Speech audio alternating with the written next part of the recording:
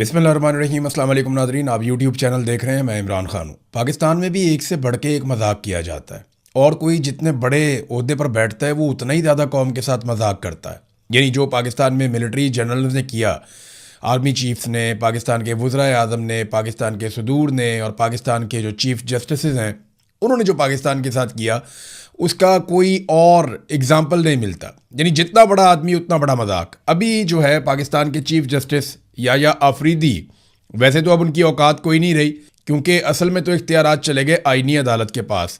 तो chief justice याया आफरीदी साहब ने एक कौमी कॉन्फ्रेंस बुला ली और वो भी जेल इस्लाहात के ऊपर। और इस कॉन्फ्रेंस में उन्होंने चारों सूबों के वज़राए आला को भी बुला लिया। खर्चा चेक करें आप कि एक कौमी कॉन्फ्रेंस हो रही है, उसके ऊपर बहुत बड़े पैमाने पर खर्चा किया जा रहा है। चारों सूबों के वज़राए आला को उसके अंदर मदऊ किया गया है, बहुत सारी ब्यूरोक्रेसी उसके अंदर आई और हुआ क्या, सिर्फ ज़ुबानी जमा खर्च। जेलों की हालत क्या है वो आप भी अच्छी तरह जानते हैं, मैं भी अच्छी तरह जानता हूँ, और जो लोग जेलों में रहकर आए हैं वो तो बहुत अच्छी तरह जानते हैं। मैं क्योंकि जेल में गया था, मैंने जेल के अंदर कैदियों के हालात देखे हैं। आप यकीन करें कि वो कीड़े मकोड़ों की तरह उन्हें रखा जाता है। आम कैदियों की मैं बात कर रहा हूँ। जो लोग सियासी लोग हैं या जिनका असर रसूख है या जिनकी जान खतरे में है, उनके लिए थोड़ा बहुत कोई निकल आता है मार्जिन, या जो अशराफिया है उनके लिए तो जेल भी आसान बना दी जाती है। जैसा कि नवाज शरीफ की जेल थी, आपको याद होगा, जरदारी की जेल थी, वो तो जेल थी ही नहीं, जहाँ मर्जी वो आते जाते थे, जिससे मर्जी वो मिलते जुलते थे। बहुत सारे उनके दोस्त, उनके हमनवा उनके साथ मौजूद होते थे। नवाज शरीफ साहब को भी यही सहूलियात सारी मैसर थी और बहुत सारे लोगों को आज भी ऐसी सहूलियात मैसर है।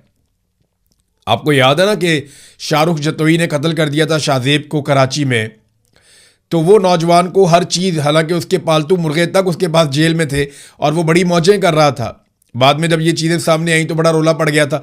बहरहाल ये याया अफरीदी साहब की ख्वाहिश थी और उन्होंने कौमी कॉन्फ्रेंस बुलाई और कौमी कॉन्फ्रेंस से खिताब करते हुए याया अफरीदी ने क्या कहा, पहले वो आप सुने। उन्होंने कहा निज़ाम इंसाफ में कैदियों के हकूक़ को कलीदी हैसियत हासिल है। ये आपने जुमला याद रखना है, कैदियों के हकूक़, ये वो कह रहे हैं पाकिस्तान के चीफ जस्टिस। दूसरा उनका स्टेटमेंट, निज़ाम इंसाफ में बेहतरी महज फैसलों से नहीं आएगी बल्कि उन फैसलों पर मौसर अमल दरामद से आएगी। अब जरा आप ये देख लें कि चीफ जस्टिस ने मुंह उठा के ये दो स्टेटमेंट तो दे दिए। एक तो कैदियों के हकूक़ की बात कर दी, दूसरा ये कहा कि फैसलों पर अमल दरामद होना चाहिए। ये चीफ जस्टिस ऑफ पाकिस्तान कह रहा है। और हुआ क्या, पाकिस्तान का सबसे मकबूल और सबसे ताकतवर आदमी वो इमरान खान है, वो साबिक वजीर आज़म है। पाकिस्तान में इमरान खान से ज़्यादा लोग किसी को नहीं जानते। अगर आप पाकिस्तानियों से नाम पूछें किसी एक आदमी का तो ज़्यादा पाकिस्तानी इमरान खान को जानते हैं। उसके बाद नवाज शरीफ का नाम आ जाएगा, बेनज़ीर क्योंकि शहीद हो गई हैं। तो आसिम मुनीर को बहुत सारे पाकिस्तानी उनको पता भी नहीं होगा ये कौन आदमी है। ये बिल्कुल मैं आपको बता रहा हूँ ग्राउंड लेवल के ऊपर ऐसे ही है। और याया अफरीदी का तो बिल्कुल ही किसी को नहीं पता होगा। तो पाकिस्तान का जो सबसे ताकतवर मजबूत आदमी है और पाकिस्तान का जो सबसे मकबूल आदमी है, जिसको करोड़ों लोगों ने वोट डाला, जो साबिक वजीर आज़म है, उसको तो आप इंसाफ दे नहीं पा रहे। तो आप कैदियों के हकूक़ की बात कैसे कर सकते हैं? आम कैदी को उसका हक मिले ये तो बहुत दूर की बात है। इस वक्त तो जो हक है वो साबिक वजीर आज़म को बतौर कैदी उसका हक नहीं मिल रहा। 8 महीने से उसकी मुलाकातें नहीं हो रही, उसकी बहनें जाती हैं हर हफ्ते मिलने के लिए और आप जेल रिफॉर्म्स की बात कर रहे हैं। जेल का अमला उसका वकालतनामा साइन करवा कर नहीं दे रहा, आप जेल रिफॉर्म्स की बात करते हैं। जेल में उसकी बीवी चिल्लाती रही, खातून अव्वल साबिक, कि मेरी आंख में तकलीफ है और ये मजाक समझते रहे। और जब डॉक्टर आया तो फौरी तौर पे उसको अस्पताल में शिफ्ट किया। एक आंख उसकी बंद है, दूसरी का भी ट्रीटमेंट चल रहा है। एक साबिक वजीर आज़म अपने बच्चों से बात नहीं कर पा रहा, वीडियो लिंक तो बहुत दूर की बात है, बच्चों के साथ वैसे ही बात नहीं कर पा रहा। तो ये सिर्फ इन्होंने कहानियां बनाई हुई है, कैद तन्हाई के अंदर लोगों को रखा हुआ, वो केस भी अदालत में चल रहा है। तो चीफ जस्टिस ऑफ पाकिस्तान पहले अपने गिरेबान में झांकें कि हर आम कैदी को इंसाफ देने से पहले क्या वो पाकिस्तान के अंदर साबिक वजीर आज़म को इंसाफ दे पाए। फिर एक के बाद एक झूठ बोलते हैं कि जनाब हमारे सूबे में बहुत अच्छा। सुहेल अफरीदी ने दावा किया कि जनाब खैबर पख्तूनख्वा में जेलों की हालत बहुत अच्छी है। आप पूछ लें पाकिस्तान तहरीक इंसाफ के जिन लोगों ने खैबर पख्तूनख्वा में जेलें काटी हैं निगरान दौरे हुकूमत के दौरान, वो आपको बताएंगे कितनी अच्छी है सूरत हाल। खैबर पख्तूनख्वा का कल्चर मुख्तलिफ है, थोड़ा सा माहौल और तरह का है, लेकिन जेलों की हालत कोई बेहतर नहीं है। ये कहानी आप सुना के लोगों को बहला नहीं सकते, बेवकूफ़ नहीं बना सकते। मरियम नवाज ने कह दिया जी मैंने बटन लगा दिया, ये कर दिया, कोई बटन नहीं है। जो लोग जेलों में उनसे आप पूछ लें, मैं जेल काट के आया हूँ, कोई बटन नहीं, कोई सहूलत नहीं है। बच्चों के साथ क्या किस किस्म का सलूक किया जाता है, छोटे बच्चे जो जेल में चले जाते हैं, खवातीन के साथ क्या किया जाता है, कैदियों को किस तरीके से टॉर्चर किया जाता है। ये इस्लाहात रफ्ता रफ्ता जितनी हुई है उतनी हुई है। जेलों में तो गुंजाइश ही नहीं है कैदियों को रखने के लिए। एक एक बैरक में जहां पे 4 बंदों की जगह है वहां पे 40 बंदे भी बंद किए होते हैं इन्होंने। मैं जब जेल में था तो इस एक बात के ऊपर लड़ाई हो गई कैदियों में। ये मुझे आज वाकया याद आ गया कि वो बंदा जो एक छोटा सा वॉशरूम अंदर बना हुआ था ना सेल के अंदर, वो उसके अंदर नहाने की कोशिश कर रहा था तो उसका पानी उछल के बाहर आ गया, तो बाहर एक बंदा लेटा हुआ था, उसके ऊपर पानी गिर गया।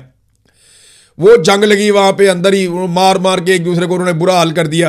पूरी जेल के अंदर रोला पड़ गया जनाब, सारे भाग के आए। बाद में बंदों को बाहर निकाल के टॉर्चर कर रहे हैं, सबको सुनवा रहे हैं कि देखो हम इन्हें मार रहे हैं, रात तक मारते रहे। ये मैं आपको लाहौर वाली जेल की बात बता रहा हूं। तो सुहेल अफरीदी साहब ने वहां पे जनाब मरियम नवाज ने अपने रोने धोने शुरू कर दिए कि जनाब जेल में मेरे साथ बहुत बुरा हुआ, मैं कैद तन्हाई में रही, मुझे किताबें भी नहीं मिलती थी, मुझे सब झूठ और फ्रॉड। मरियम नवाज की वीडियो मुझे नैब के ऑफिसर ने खुद दिखाई थी। जब मरियम नवाज वहां पे कैद थी तो नैब के ऑफिसर ने मुझे खुद वीडियो दिखाई मरियम नवाज की, जिसमें मरियम नवाज टेलीफोन इस्तेमाल कर रही थी वहां पे कैदी के तौर पे। जेल में तो सिग्नल नहीं आते, ये जब नैब के पास थी वहां पे कैद में। पूरी लाइब्रेरी बनी हुई थी किताबों की, टीवी लगा हुआ था, बेहतरीन माहौल था, हर चीज़ में असर थी। ऐसा बेड लगा हुआ था और कमरा जो था वो पूरा का पूरा इस तरह था जैसे कोई बेडरूम होता है। और वहां पे मरियम नवाज उनको धमकियां लगा रही थी। और वो एक पुलिस वाली थी जिसने ला के वो टेलीफोन दिया था मरियम नवाज को। और वो पुलिस वाली का जब फ़ोन पकड़ा गया तो वो उसके अंदर मरियम नवाज को गुड़िया बाजी कह के बुलाती थी। बाद में ये बात साबित भी होगी कि मरियम नवाज को घर में गुड़िया बाजी कहते हैं। ये इनकी जेल थी। नवाज शरीफ को रोजाना जेल के अंदर 22 बंदे मिलने जाते थे, एवरेज निकालें तो एक एक दिन में 150-150 बंदे की भी नवाज शरीफ साहब ने भुगताया जेल के अंदर बैठ के। इनकी जेल नहीं थी। ये कहानियां सुनाते हैं मेरी शुगर लो हो गई तो मैंने कपड़े इस्त्री किए फ्राई पैन के साथ, तो मैं जनाब कहते तन्हाई में चली गई, तो इतने गम और दुख। और जो जेल मरियम नवाज देखने के लिए गई वजीर आला बनने के बाद, जनाब मुझे वो जेल दिखाई जाए तो वो जेल अगर आप देखें तो चंगा भला कमरा है, उसके अंदर एसी लगा हुआ है, उसके अंदर सारी सहूलियात हैं, उसके साथ वॉशरूम अलग अटैच वॉशरूम है उसके साथ। इमरान खान का कमरा देखें ना, कोई मुवाजना बनता ही नहीं है। ये झूठ चुताली इन्होंने लोगों को बेवकूफ़ समझा हुआ है कि ये कहानी सुनाएंगे लोग यकीन कर लेंगे। सुहेल अफरीदी उन्होंने मिन्नतें तरले शुरू कर दिए चीफ जस्टिस कि आप मेरे इलाके के हैं, मेहरबानी करें और अडयाला जेल से इस्लाहात का आगाज़ करें। साबिक वज़ीर आज़म इमरान खान साहब को जो है वो सहूलत दी जाए और उनके बेटों के साथ उनकी वीडियो लिंक पे बातचीत करवाई जाए। और इमरान खान से अगर मुलाकात नहीं हो सकती तो उनकी बहनों पर वाटर कैनन का इस्तेमाल ना किया जाए। ये तरले मिन्नत और वास्ते दिए जा रहे हैं, मेरे इलाके के हैं आप। यार ये क्या कमज़ोरी है, ये क्या तरीके? आप कानून की और इंसाफ की बात करें। ये मुल्क उसूलों के साथ चलेगा, तरले और मिन्नतों के साथ और झूठ के साथ नहीं चलेगा। एक वज़ीर आला वो तरले मिन्नतों पे उतरा हुआ है, वो रिक्वेस्टें कर रहा है जनाब मेरे साबिक वज़ीर आज़म की, मेरी पार्टी के लीडर की मुलाकात करवा दें, और दूसरी वज़ीर आला झूठ पे झूठ बोलती चली जा रही है। तो इस तरह ये सिस्टम चलेगा ही नहीं। और यही तरीका वारदात है एस्टेब्लिशमेंट का। वो दबाती है और उसके बाद जनाब दूसरे को ले आती है, फिर इसको ले आती है। वो डिवाइड एंड रूल करते हैं, आपस में लड़ते जाओ, एस्टेब्लिशमेंट का इक़्तिदार मजबूत करते जाओ। बलूचिस्तान का वज़ीर आला वहां बैठा हुआ है जहां पे निजी जेलें हैं आज भी। सरफराज बुगटी वहां बैठा हुआ है, मुंह उठा के चीफ जस्टिस की कौमी कॉन्फ्रेंस में चला गया जिस सूबे के अंदर आज भी निजी जेलें हैं। मैंने खुद देखी है, मुझे इल्म है, मैं जानता हूं कहां कहां पे निजी जेलें हैं और वो कायम है। और वो इनके जानने वाले लोग हैं जिन्होंने वो जेलें बनाई हुई हैं, उनके अंदर वो बंदों को बंद करते हैं, अपनी अदालत लगाते हैं। ये एक वीडियो आई अभी, एक जर्नलिस्ट हैं जिन्होंने ये वीडियो शेयर की है। इस वीडियो को आप देखें, आपको आइडिया हो जाएगा बलूचिस्तान की सूरत हाल क्या है। इस वज़ीर आला का बनता है किसी भी कौमी कॉन्फ्रेंस में जाना।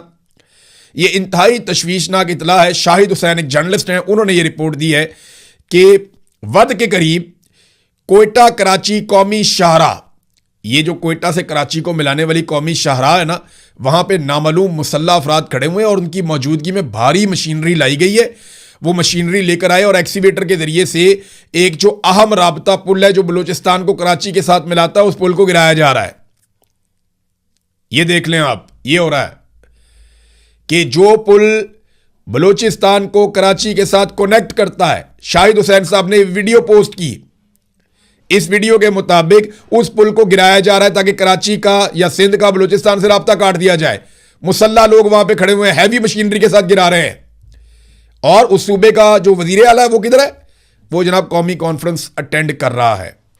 हद हो गई है वैसे। और ये मनाजिर देख के मैं हैरान रह गया। और वजीर आला कहता है कि बलूचिस्तान का कोई 1 इंच भी ऐसा नहीं है जहां हुकूमत की रिट ना हो। मैं बलूचिस्तान के वजीर आला को 4 इलाके बताता हूं बगैर सिक्योरिटी के, वहां जाकर मुझे दिखा दें। 4 क्या 40 इलाके बताता हूं मैं बगैर सिक्योरिटी के, मुझे वहां पे जाके दिखा दें। सवाल ही पैदा नहीं होता ये मगरिब के बाद घर से भी बाहर निकल आए। ये जब तक पूरी फौज इनके साथ ना चले ये अपने इलाके में नहीं जा सकते। नाजरीन, पाकिस्तान में पासपोर्ट रैंकिंग नई जारी हो गई। पाकिस्तान में क्या दुनिया में आलमी सतह के ऊपर जारी हुई है। और ये जो हैंडले पासपोर्ट इंडेक्स ये जारी करते हैं पासपोर्ट की रैंकिंग आलमी सतह पे। और इन्होंने जो नई रैंकिंग जारी की है उसके मुताबिक पाकिस्तान का जो पासपोर्ट है उसकी सूरत हाल मजीद ख़राब हो गई। अब दुनिया में सिर्फ 3 मुल्क हमसे बुरे रह गए हैं। थोड़ी सी मेहनत और आसिम मुनीर साहब करें ना तो हम ये रिकॉर्ड भी तोड़ सकते हैं। सिर्फ 3 दुनिया में ऐसे ममालिक हैं जो हमसे ज़्यादा बुरे हैं। और वो तीनों ममालिक के जब मैं नाम लूँगा ना तो आपको शर्म आएगी। उनमें एक इराक है जहाँ तबाही और बर्बादी की एक दास्तान है। यानी वो इराक जिसको 2 दहाइयों तक बदतरीन जंग के अंदर मुसल्लत किया गया, जिसके ऊपर बम मार मार के तबाह किया गया, जहाँ पे कत्लो गारतगिरी का एक बाजार गर्म है, मिलियन के करीब वहाँ पे लोग मारे गए हैं। वो इराक हमसे बुरा है, एक मुल्क। दूसरा अफगानिस्तान जहाँ 20 साल तक जंग हुई है, तालिबान की हुकूमत है। और तीसरा पासपोर्ट वो जनाब शाम का है जहाँ पे खाना जंगी लगी हुई है और जंग पे जंग वहाँ पिछले कई सालों से चल रही है। ये 3 मुल्क सिर्फ हमसे बुरे हैं। उसके बाद हम पूरी दुनिया से बुरे हैं पासपोर्ट की रैंकिंग में। पाकिस्तान पूरी दुनिया में 4थे नंबर पे आ गया बुरे पासपोर्ट की लिस्ट के अंदर। बेहतर पासपोर्ट नहीं, बदतरीन पासपोर्ट की जो लिस्ट है उसमें पाकिस्तान दुनिया में 4थे नंबर पे आ गया। पाकिस्तान से बेहतर पता कौन से मुल्क हैं? यमन, ईरान, जंग लगी हुई है। इसराइल हमसे बेहतर है। इंडिया हमसे बहुत बेहतर है। बांग्लादेश वो भी हमसे बहुत बेहतर है। ये एक सूडान के अंदर खाना जंगी चल रही है, बहुत लड़ाई चल रही है, वो भी हमसे, उसका पासपोर्ट हमसे बेहतर है। कांगो, इसका पासपोर्ट हमसे बेहतर है। भूटान, नेपाल, सोमालिया, नाइजेरिया, ये वो सारे ममालिक हैं। कीनिया, इनके पासपोर्ट हमसे बहुत बेहतर है। चाड, माली, इंडिया, जिम्बाब्वे, युगांडा, घाना, इन सब के पासपोर्ट पाकिस्तान से बहुत बेहतर है। आप अंदाजा करें कि ये पाकिस्तान के साथ पाकिस्तान के मौजूदा हुक्मरानों ने किया है और इसको पाकिस्तान भुगत रहा है। और हर पाकिस्तानी भुगत रहा है जिसके पास ये पासपोर्ट है। क्योंकि जब आपके पासपोर्ट की वैल्यू नहीं होती तो पूरी दुनिया में आपको वो वैल्यू नहीं मिलती। कहानी हर चौथे दिन ये सुनाते हैं कि जनाब हम जैसे ही फलाने एयरपोर्ट पे उतरे, हमने अपना पासपोर्ट निकालकर इमिग्रेशन ऑफिसर को दिया। पासपोर्ट पकड़ते ही उसके हाथ कांपना शुरू हो गए, उसकी आंखों में आंसू आ गए। वो बाहर निकला और उसने हमारे पैरों को हाथ लगाया और उसके बाद वहां पे बैठकर उसने हमें कहा कि जनाब आप कितने अजीम मुल्क से आए हैं, मैं आपके पासपोर्ट को चूमना चाहता हूं, मैं आपके पासपोर्ट की फोटो बना के अपने सीने के साथ लगाना चाहता हूं। आप कितने अजीम हैं, आपका पासपोर्ट कितना अजीम है। 4थे नंबर पे आ जाए। ये आपने किया पाकिस्तान के साथ और ये अब से नहीं कर रहे, ये 70 सालों से पाकिस्तान के साथ यही कर रहे हैं। ये पासपोर्ट की रैंकिंग बेहतर हो सकती है, पता कैसे? आप पाकिस्तान में दूसरा पासपोर्ट ही बंद कर दें। इनसे डिप्लोमेटिक पासपोर्ट वापस ले लें, ऑफिशियल पासपोर्ट वापस ले लें, ब्लू पासपोर्ट वापस ले लें। आप हुक्मरानों का, उनके बच्चों का और पाकिस्तानियों का पासपोर्ट एक जैसा कर दें। मैं आपको गारंटी करता हूं चंद सालों के अंदर हमारी रैंकिंग बेहतर होना शुरू हो जाएगी। मैं आपको फिर कह रहा हूं, जो आदमी जितने दिन नौकरी करे ना, जब तक वो बड़े अहम ओहदे के ऊपर मौजूद है और उसको जरूरत है ट्रैवल करने की, उस टन्योर के लिए उसको मखसूस पासपोर्ट सिर्फ दिया जाए बस। वजीर आजम है या सदर है या कोई काबीना का मेंबर है जिसको ट्रैवल करना है, वजीर खारजा है, बस यहां तक काफी है ना। या वो लोग जो सफारती मिशन के ऊपर रहते हैं, थोड़े बहुत लोगों को एक लिस्ट बनाए, उनको पासपोर्ट दें, बाकी सबके खत्म कर दें।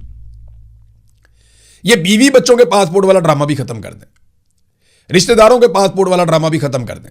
पासपोर्ट सिर्फ उसी ऑफिशियल को मिलेगा जिसने ऑफिशियल काम से जाना है। बीवी ने जाना है पाकिस्तानी पासपोर्ट पे जाए, आम आदमी के पासपोर्ट पे। बच्चे ने जाना है आम आदमी के पासपोर्ट पे जाए। आप यकीन करें हमारा पासपोर्ट बेहतर होना शुरू हो जाएगा, क्योंकि इन्हें फिक्र पड़ जाएगी कि हमारे अपने बीवी बच्चों ने ट्रैवल करना है तो पासपोर्ट की तो वक़्त ही कोई नहीं है। जब आप इनको पासपोर्ट ही किसी और रंग का दे देते हैं, जब आप इनको डॉक्यूमेंट ही कोई और दे देते हैं तो अवाम चाहे भाड़ में, अवाम के पासपोर्ट का कौन ख्याल रखता है? ये है वो असल मसला और इसको एड्रेस करने का यही असल तरीका भी है। नाजरीन, ये एक और खबर आई है, हुकूमत ने झूठ बोला अवाम के साथ। हुकूमत ने कहा जी हमने गर्दिशी कर्जे कम कर दिए। हालांकि ये एक्सप्रेस न्यूज़ के ऊपर खबर आई है, बड़ी डिटेल्ड खबर है। वो ये बताती है कि गर्दिशी कर्जों में कमी नहीं हुई, बल्कि जो गर्दिशी कर्जे हैं ये वो कर्जे हैं जनाब के जो हम बिजली का बिल अदा करते हैं ना, बहुत बिल अदा करते हैं, उसके बावजूद हुकूमत अपने ऊपर कर्जा चढ़ा लेती है। यानी हम 1 यूनिट इस्तेमाल करते हैं, वफाकी वजीर पानी और बिजली के मुताबिक हम 1 यूनिट बिजली इस्तेमाल करके 4 यूनिट के पैसे देते हैं और 4 गुना बिजली की कीमत वैसे ही बढ़ चुकी है। ये उन पैसों में से भी पैसा बचा लेते हैं और ये आईपीपीज को पैसा नहीं देते, तो उस पे इनके ऊपर गर्दिशी कर्जा चढ़ता है कि वो इन पे कर्जा चढ़ाते जाते हैं। तो वो कर्जा ये कह रहे थे जनाब हमने कम किया है कि 23% हमने कमी कर दी है, लेकिन जो इब्तदाई 10 महीने का नतीजा सामने आया 2025-26 का, उसके मुताबिक कमी नहीं हुई बल्कि कई गुना उसके अंदर इजाफा हो गया है। तो झूठ के ऊपर झूठ, झूठ के ऊपर ये झूठ बोलते हैं। इदारों को इन्होंने तबाह बर्बाद करके रख दिया। मैं एक इदारे की आपको मिसाल दे देता हूं। ये मैं डाटा देख रहा था और सरकारी है, ये ऐसा नहीं है कि ये डाटा जो है मैंने खुद बना दिया यहाँ इंग्लैंड में बैठ के, या वहाँ पाकिस्तान में मेरे किसी दोस्त ने बनाकर मुझे भेज दिया। सरकारी डाटा है। सरकारी डाटा क्या कह रहा है कि Pakistan agricultural storage and services corporation, POCSO का एक इदारा है पाकिस्तान में, ये करता है कि एग्रीकल्चर से मुतालिक स्टोरेज का काम करता है। यानी जो आपने गंदम की खरीदारी की, बाकी चीज़ें जो आप करते हैं वो आप स्टोरेज वगैरह करते हैं। तो ये तारीखी खसारे में चला गया। कैसे, क्यों, मैं बताता हूँ आपको। लेकिन क्या ये हमेशा से खसारे में था? पहले ये देख लें, 2020-21 में जब इमरान खान साहब की हुकूमत थी तो पास्को के पास मुनाफा था, और मुनाफा कितना था? ये था जनाब 3.942, लगभग 4 अरब रुपए के मुनाफे में था ये इदारा। पास्को का इदारा इमरान खान साहब के दौर में 4 अरब रुपए मुनाफे के साथ आगे बढ़ रहा था, जबकि 2025 तक ये इदारा 20 अरब रुपए से ज्यादा के खसारे में चला गया और अब भी लगातार खसारे में जा रहा है। ये है नाजरीन पाकिस्तान के एक एक इदारे की सूरत हाल जो इन्होंने पाकिस्तान के साथ कर दिया है। और किया पता क्यों है? सबकी तवज्जो इस बात पे कि इमरान खान को दबा दो, इमरान खान को तुन दो, आईनी तरमीमें ले आओ, एक्सटेंशन ले लो, इस्तिस्ना ले लो। इसके अलावा किसी और चीज़ की तरफ पाकिस्तानियों की तवज्जो ही नहीं है। मिलिट्री एस्टेब्लिशमेंट ने कब्जा किया हुआ है, हर आदमी उन्हीं की तरफ देख रहा है, कोई अपना काम नहीं कर रहा। जितने सरकारी मुलाजमीन हैं उनको स्टेबिलिटी कोई नहीं है, उनको पता ही कोई नहीं है हुकूमत आज है कल नहीं है, परसों क्या होगा। वो सारे भी चाकरी करने पे लगे हुए कि यार नौकरी करो, टाइम लगाओ तो निकलो इत्थों। हर बंदा इस तरीके से पाकिस्तान में अपना टाइम गुजार रहा है। हैरान कुन सूरत हाल एक और आप देखें कि इमरान खान को दीवार से लगाने की मैं आपको एग्जाम्पल और दे रहा हूं। तोशाखाना 2 केस में इमरान खान साहब का जो केस है वो चला गया था, जस्टिस खादम हुसैन सोमरू साहब का एक बेंच बना था, वहां चला गया था। फिर अचानक जनाब वो जज की रजामंदी के बगैर वो बेंच ही तब्दील कर दिया गया, और ये पिछले साल की बात है। अब वो केस ही नहीं लग रहा, केस लग ही नहीं रहा। वो जनाब करते करते करते अब पता चला कि chief justice Islamabad high court ने वो केस लगाया ही नहीं, और आज 3.5 माह के बाद भी ऐसा नहीं हो सका। और अब मालूम पड़ा है कि वो तो केस ही जस्टिस खादम हुसैन सोमरू के बेंच से वापस ले लिया गया था। यानी लोग ये समझ रहे हैं कि वो बेंच दोबारा से समाअत नहीं कर रहा, तो पता चला जनाब चीफ जस्टिस साहब ने वो बेंच ही फारिग कर दिया जज से पूछे बगैर। और चीफ जस्टिस कौन है? वही जिनको 15 नंबर से उठा के पंजाब से लाकर इस्लामाबाद हाई कोर्ट का चीफ जस्टिस लगाया गया एक आईनी तरमीम के जरिए से। तो जब आप इस तरह चीफ जस्टिस लेकर आएंगे तो वो इसी तरह के काम डालेंगे, जैसे हुक्मरान लाएंगे वो उसी तरह के काम डालेंगे। मिसाल के तौर पे आप इंडिया और पंजाब के जो वजीर आला है दोनों का आप मुवाजना कर लें। एक पंजाब इंडिया में है ना, एक यहाँ पंजाब पाकिस्तान में है। इंडियन पंजाब में आपकी जो गंदम है वो 70 मन के करीब हो जाती है 1 एकड़ में। पंजाब में आप 40 मन पे नहीं पहुँच पा रहे 1 एकड़ में। पॉलिसी का फ़र्क है ना। इंडिया जो है वहाँ पे वो मुफ्त बिजली दे रहे हैं अपने लोगों को। मिसाल के तौर पे भारतीय पंजाब के वज़ीर आला ने 11 अरब रुपए से एक थर्मल पावर प्लांट बनाया और अपने सूबे के 80% घरों को मुफ्त बिजली फराहम करने का मंसूबा बनाया। उसने ये कर दिया। मरियम नवाज ने उन्हीं 11 अरब से एक जहाज़ ले लिया, और ताकि वो जहाज़ के ज़रिए से ट्रैवल करें। और इसकी सहेली ने वहाँ टिल्लेबों के साथ कह दिया, लिया है भाई, जो उखाड़ना है उखाड़ लो, लिया हमने जहाज़। यानी वो इंडियन पंजाब के अंदर वहाँ भी सियासतदान ही है ना वज़ीर आला। वो वज़ीर आला बनता है वो पैसे से बिजली बनाता है और कौम को मुफ्त बिजली देता है। और यहां पे जो मुफ्तखोर वजीर आला है, जो मैंडेट के बगैर आई हुई है, टिकटॉकरों का एक झुरमट है जो इकट्ठा करके बना दिया वहां पे, किसी को पसंद था उसने लाके बना दिया, बैठा दिया, बैठाओ यार इनकी शक्लें ठीक है, टिकटॉक बनाएंगे ये बैठ के, यहां पे रौनक लगी रहेगी। इन नकम्मों को, नलायकों को लाके यहां पे बैठा दिया और इन्होंने जहाज ले लिया अय्याशी वाला, मौजें करने वाला, मुफ्तखोरी लगी हुई है। और ढीले मुंह के साथ खड़े होकर वहां पे बड़ी रौनक के साथ कह रहे हैं जनाब लिया है, जो उखाड़ना है उखाड़ लो। ये तो नाजरीन पाकिस्तान के अंदर इस वक्त स्टेट ऑफ अफेयर्स है। और ये इसके पीछे एक बात आप जहन में रखिएगा, जब भी कभी मैं सियासतदानों पे तनकीद करता हूं तो सियासतदान बेचारे ज़रूर हैं, सारे के सारे ही। नवाज शरीफ भी बेचारा है, मरियम नवाज भी बेचारा, ये सारों के पास ऑप्शन ही कोई नहीं छोड़ा मिलिट्री एस्टेब्लिशमेंट ने। उन्होंने जूते दिए, उन्होंने कहा या तो जूते पॉलिश करो या जूते खाओ, दोनों में से कोई एक आपने ऑप्शन लेनी है, तीसरी कोई इज्जतदार ऑप्शन है ही नहीं। तो ये अब कमज़ोर लोग थे, इन्होंने जूते पॉलिश करना शुरू कर दिए, इनके अंदर हिम्मत नहीं थी। इमरान खान ताकतवर आदमी है, वो मार खा रहा है और वो मुकाबला कर रहा है, उसके अंदर हिम्मत है, अल्लाह ताला ने उसको हौसला दिया हुआ है। तो अब अगर ये सारे मिलकर मिलिट्री एस्टेब्लिशमेंट को काबू करें तो भी मैं कहता हूं कि घाटे का सौदा नहीं है, लेकिन ये करेंगे नहीं, मुझे बहुत मुश्किल लगता है। देखिए ना, पाकिस्तान के अंदर इन्वायरमेंट का इतना बेड़ा गर्क हुआ है कि पाकिस्तान में सांस लेना दो भर हो जाता है जैसे ही सर्दी आती है। लाहौर के अंदर जो शहरी वहां पे स्मोक के दिनों में रहता है, उसकी जिंदगी के दिन कम हो जाते हैं। ये इंटरनेशनल रिसर्च है, मेडिकल रिसर्च है। तो पाकिस्तान के अंदर माहौलियाती आलूदगी का क्या लेवल है ये बताने की ज़रूरत नहीं है, पूरा पाकिस्तान जानता है, हर आदमी को पता है। गर्मी की शिद्दत कितनी बढ़ती चली जा रही है, मौसमियाती तब्दीली आ रही है बहुत बड़े पैमाने पर, बारिशें, सैलाब बढ़ते चले जा रहे हैं और ग्लेशियर तेज़ी से पिघल रहा है, ये पाकिस्तान में हो रहा है। तो इन्होंने ना पेट्रोल के ऊपर एक लेवी लगाई हुई है जिसको कहते हैं क्लाइमेट सपोर्ट लेवी, इसको बढ़ा दिया गया। अब मजमूई तौर पर पेट्रोल और डीजल के ऊपर यह लेवी 10 रुपये हो गई है, यानी जो नया माली साल आ रहा है उसमें 1727 अरब रुपए इकट्ठे करेंगे वो लेवी की मद में, ये वाली लेवी की मद में। तो क्या ये पैसा क्लाइमेट चेंज के मामलात के ऊपर लगेगा? क्या इस पैसे को दरख्त लगाने के लिए, अच्छे कवानीन को नाफिज करने के लिए, क्लाइमेट को बेहतर करने के लिए, इन्फोर्समेंट के लिए क्या ये पैसा इस्तेमाल किया जाएगा? सवाल ही पैदा नहीं होता। ये इस पैसे को फिर अपने अल्ले तल्लों में खर्च कर देंगे। दरख्तों की कटाई अंधाधुंध हो रही है तरक्याती मंसूबों के नाम के ऊपर। हर जगह पे रेजिडेंशियल सोसाइटियां बनाकर इन्होंने दरख्तों को और नबातात को बिल्कुल ख़त्म कर दिया है। शहरों के इर्द गिर्द अजीबो गरीब मशरूम ग्रोथ हो गई है। फैक्ट्रियों की जो धुएं पे धुआं छोड़ रही हैं, कोई कानून नहीं है, कोई इन्फोर्समेंट नहीं है, कोई तरीक़ाकार नहीं है पोल्यूशन को रोकने का, और हमारा माहौल तबाह होता चला जा रहा है। बस ये पैसा इकट्ठा कर रहे हैं माहौल के नाम के ऊपर भी। बाकी बातें करते हैं अगले वीलॉग में। अब तक के लिए इतने, अपना ख्याल रखिएगा, अपने चैनल का भी। अल्लाह हाफ़िज़।